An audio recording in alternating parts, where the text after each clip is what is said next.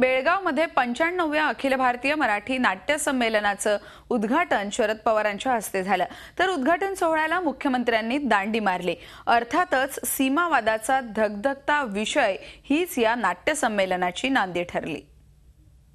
बेळगावमध्ये 95व्या अखिल भारतीय मराठी नाट्य संमेलनाचा शानदार उद्घाटन सोहळा तर रंगला।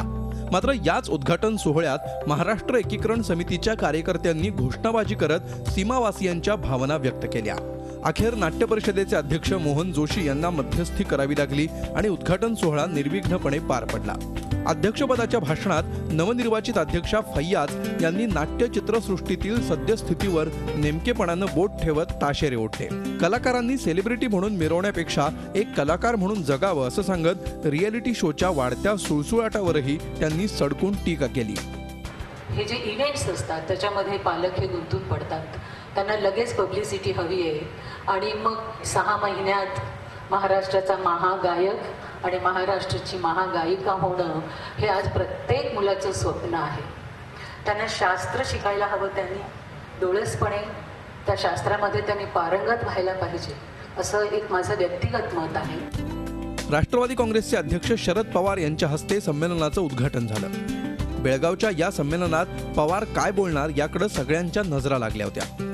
सीमा विभागली असली तरी मन दुभंगली नाहीत असं म्हणत पवारांनी बेळगाववर आपलं मनस्वी प्रेम असल्याचं सांगितलं। बेळगाव हे शहर माझं अतिशय आवडतं शहर आहे। माझ्या राजकीय आणि सामाजिक कारकिर्दीमध्ये या शहराचा जवळून संबंध आला आहे।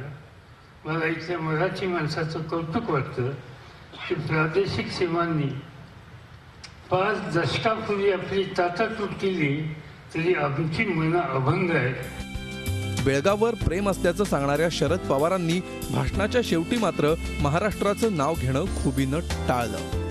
95 अखिल भारतीय नाट्य संमेलन यशस्वी करण्यासाठी श्रीमती फैयाज शेख व सर्व कलाकारांना मी अंतःकरणापासून शुभेच्छा देतो आणि आपली रजा घेतो। जय हिंद, नमस्कार। जय हिंद, नमस्कार। जय हिंद, नमस्कार। संमेलनासाठी शुभेच्छा देणाऱ्या पवारांचा हा दीर्घ पॉज संमेलनातील एक चर्चेचा विषय ठरला। राष्ट्रवादीचे नेते शरद पवार हे मुरलेले आणि मुत्सद्दी राजकारणी म्हणून ओळखले जातात। त्याचंच प्रत्यंतर बेळगावमध्ये पुन्हा एकदा पाहायला मिळालं आहे। अखिल भारतीय नाट्य संमेलनाच्या निमित्तानं भाषण करत असताना शरद पवारांनी अतिशय खुबीनं जय महाराष्ट्र म्हणण्याचं टाळलं। त्यामुळे संमेलन स्थळामध्ये शरद पवारांच्या चातुर्याची चर्चा सुरू होती।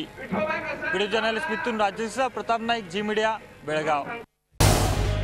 झी 24 तास रहा एक पाऊल पुढे।